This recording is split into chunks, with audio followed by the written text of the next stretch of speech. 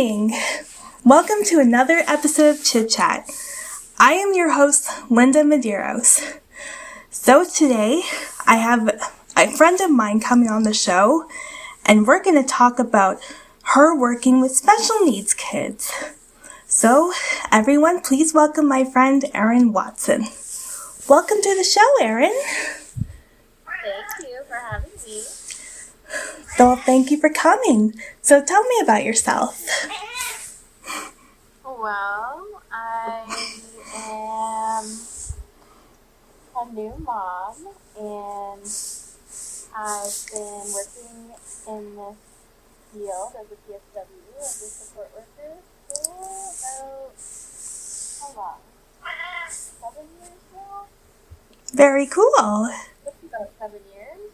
Yeah, I love it. It's different from my first career, because that was more along the lines of baking and cakes, but yeah, I decided to switch careers, and I'm glad that I did. Very cool. Now, I understand you work at the Snap So Day program, and you work with special needs kids. I do. And how are you enjoying it? Oh, I love it a lot. Very positive, upbeat atmosphere, and I always love going to work. I always look forward to going to work. There's never been a day where I wake up and say, "Ugh, I don't want to work today," because it's just a great place to be. Oh, that's very positive, and I'm glad you enjoy it. So, what kind of things do you do there at Snap So? Well, we like to get out in the community a lot. Mm-hmm.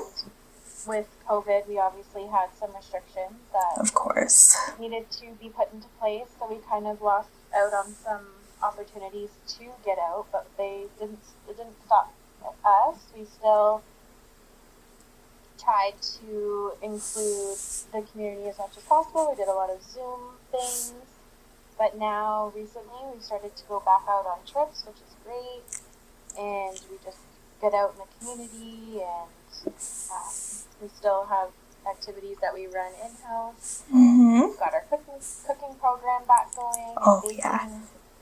And, it's getting slowly closer to back to the way that it was. Oh, yeah. And soon we'll get our couches back. Oh, yay! Yeah. I remember the couches. I know, it's the best place to hang out. Yeah. So, do you like interacting with the kids? Yeah, I love it. I mean, it's just like being with any other person, and you get to know different people's personalities, Mm-hmm. what they prefer. You kind of try to help them out in whatever way that you can. Right. And there's always been varying levels of disabilities, so some may need very little help, some may need a lot more, but always just trying to encourage independence and yeah, just like being there to support them in any way. Right. It's important. So, besides COVID, I know that was a challenging time. Are there any other challenges that you guys had to go through during that time? Well, luckily for me, I happened to have a baby at that time. So Yeah. I was able to not have to deal with, wearing the mask and all that for that particular year. Mm-hmm. But even still, just being closed, we were off from March 15th, March 17th, that was St. Patrick's Day, just after. Oh, yes. Until September. Oh, my gosh, yeah. Felt really weird, and we still tried to do things on Zoom, Mm-hmm. and kind of like stay in touch with everybody, but it was just a long gap, and it felt really weird to be at home and not at my job and not seeing the people that I saw every day, knowing that everything was going to change, but also there was also unknown. So because you didn't know how it was going to change, or Mm-hmm. go back, or that was all really challenging. Oh, yeah. It was very challenging because it was routine for everyone. Exactly. Yeah. I think it's bad for me to change my routine, but for some people who live their every moment by specific routines, that can be extremely challenging. I can't even imagine I know. what you're going through, and you're very upset, and you can understand why, there's all these severe mental health Yeah. things around it, because it was hard to have that phase. But I'm glad that we're back and moving forward. Yeah. I'm glad that everything's slowly getting back too. And how did you guys overcome it? How did we overcome it? Yeah. I think just always trying to think of the future and getting back to the way things are, and slowly making little changes. Right. For example, we had all the distancing, and we had to limit the amount of people coming, and then the capacity of the room. Mm-hmm. So there were certain participants that were allowed back, and just based on numbers, and now we're slowly going to be working up to having more people come back, and instead of the big long tables, they're switching. Most of the round tables are back. Oh yeah. So we're getting closer together. Oh. So nice. We still don't have volunteers coming back, but hopefully that will change too, and then we'll be back. Yeah. Because we miss having other people in the room. We Aww. have our library program lady that comes. I don't know if you remember Galena. Oh yes, I remember Galena. Yeah, she was doing some library programs with us on Zoom every month, but then recently we just had her in. So I think the first time was April, and then she came once in May to this month. So oh, very cool. Like the first person to come back into the room that's not staff or participants. Wow. It's like it's slowly getting back, like baby steps. Baby steps, exactly. Mm-hmm. We don't want to rush into things. Exactly. Take the baby steps so that we're all just being safe and just trying to adapt back to the way that it was. Yeah. So, like, I know you guys are slowly getting back on your trips. So, are you guys slowly taking the Snapso van? Yes, so how it works right now is we used to do 2 staff in the van and 6 participants, but right now we are limited to 1 staff in the van with 3 participants. So it's a little more intimate of a trip, Mm-hmm. and we have, before it was 1 person going out a day with their group. Now they just started adding the second van going out with Oh, really? 3. So the 2 vans will sometimes go on separate trips, or sometimes they'll both go to a same, say, park or something. And then we all hang out at the park as a group. So that's nice. Very cool. And then soon we'll get back to the 2 in the van, I'm sure, with the 6, hopefully. yeah. And I know you use both vans to make it accessible for the wheelchair users. Exactly. And we usually would do the car trips as well, but we're not doing those. Right. Just using the 2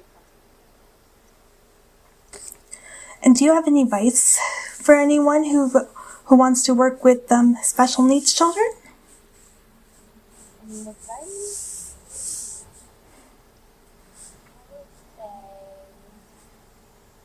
I would say if you feel that you want to help people, it's a really great job for that. It's really, you feel good doing it, and you make a lot of friends, you make a lot of good relationships, and I don't know, it's just always been a positive atmosphere. So I really enjoy it, and I feel like you pretty much could deal with anything. You have to be open-minded. You have to have a sense of humor. Of course. There's there's tough situations and you just have to remain calm, and other times you could be having a good laugh about something and all enjoying yourself. So it's just one of those things. You just have to be flexible, roll with the punches, have that positive attitude, and just be supportive. Well, that's very good advice. And do you still always feel positive, being a mommy as well? Like, do you always smile? Yeah, it's definitely there's been ups and downs as well. Learning everything at first was tricky, but once you get the hang of it, of course, then everything changes, and then there's new things to learn. But overall, it's been very fun, and he's just adorable, and keep watching him learn, and that just makes it so worth it. Well, that's very good. Good to hear.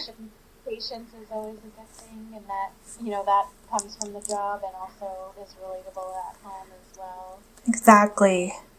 Yeah, definitely. Just want him to grow up and treat everybody with respect and,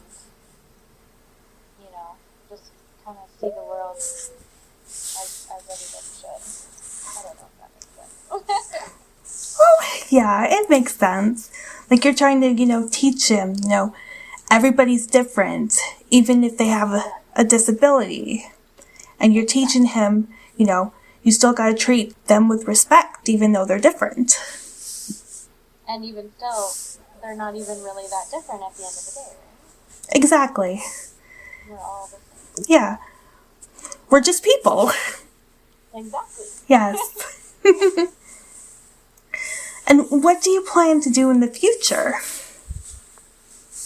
In the future, I see myself staying in this field. We definitely are looking to do I do some cakes and things on the side for friends, and I'm not really looking to charge people, but sometimes I've done little business asks, on the side. Mm-hmm. So I'm thinking that maybe in the future, even if I stick with this, I'll start to amp up some of my sales just to make that extra money on the side, or even start up Respite again, because I was about to work with some guys in Orangeville, and then it was right before COVID hit, so of course everybody was worried about, being outside or being with other people or strangers, so it just wasn't a good time to start that. Mm-hmm. And now that it's kind of calmed down, I feel like I should start looking into that. Just always trying to think about earning that extra money and doing something you love at the same time. Exactly, and keep an open mind. Yes, exactly, because anything can happen at this point. Of course. Mm-hmm. But always, be positive and keep your mind open for anything you want to do. Mm-hmm. Exactly.